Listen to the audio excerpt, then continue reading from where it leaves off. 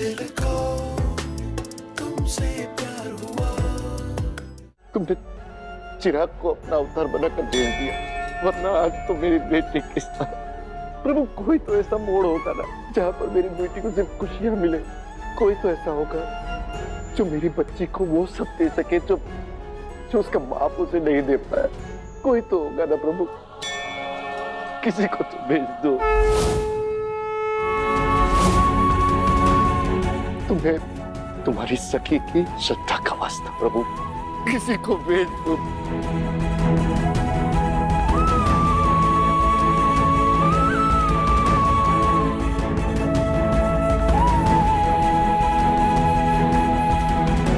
बेटा तुम यहाँ?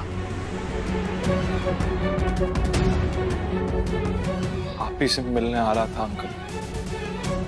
चिराग बेटा, तुमने एक बाप पर जो एहसान किया है ना बेटा, उसके लिए जिंदगी भर तुम मुझसे जो कहोगे मैं सब। नहीं अंकल प्लीज, मैंने आपसे कोई भी एहसान नहीं किया अंकल प्लीज।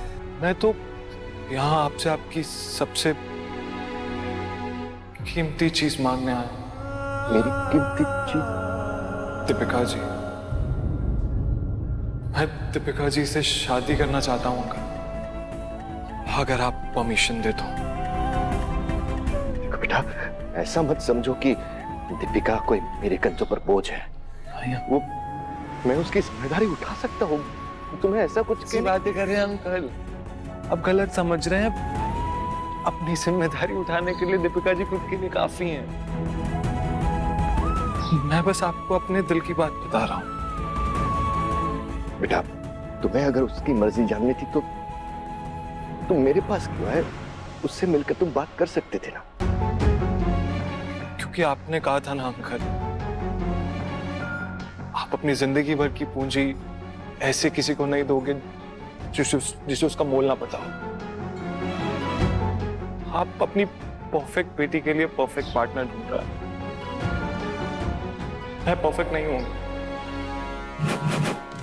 सच जाने के बाद भी अगर आपको लगे कि मैं आपकी बेटी के लायक हूं तो मैं जाके दीपिका जी से बात करूं। ऐसा कैसा सच चिराग, बताओ ना। मैं शायद कभी आप नहीं बन पाऊंगा लेकिन अंकल, मैं आपकी बेटी के लिए मैं उसका बेस्ट हस्बैंड बनने की कोशिश करूंगा, उसका बेस्ट फ्रेंड बनूंगा।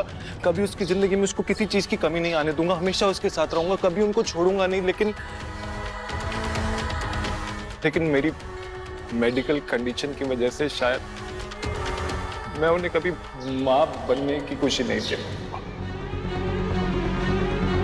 मैं सच में आपकी बेटी से बहुत प्यार करता हूं अंकल, उन्हें डिजर्व करता हूं, नहीं करता हूं, ये फैसला मैं आप पे छोड़ूं। अगर आपको ठीक लगे तो उनसे बात कीजिएगा, वरना कोई बात नहीं।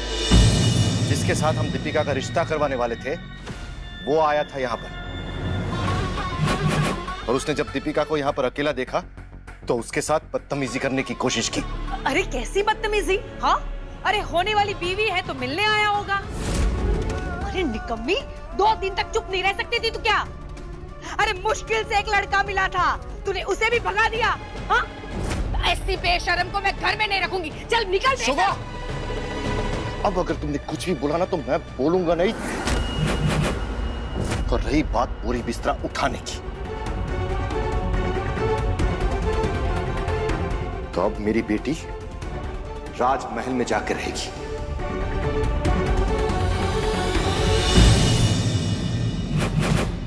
ये पेपर्स अपनी बहन को भिजवा देना। किस चीज के पेपर जमा?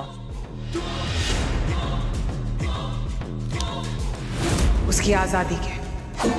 हम उसे जायदाद से बेदखल करते हैं। हाँ,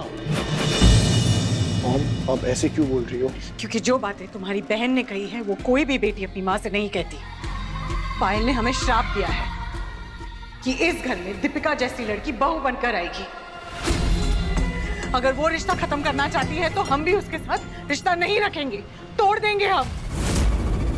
राखी तक ये पेपर्स पायल तक पहुंच जाने चाहिए। और वो लड़की दीपिका के ख्याल से ही हमें नफरत है। दिल को तुमसे प्यार हुआ। आपके मनोरंजन पर अब नहीं लगेगा कोई ब्रेक। स्टार प्लस के बेहतरीन शोज देखने के लिए लाइक, शेयर और सब्सक्राइब करें स्टार प्लस यूट्यूब पेज को।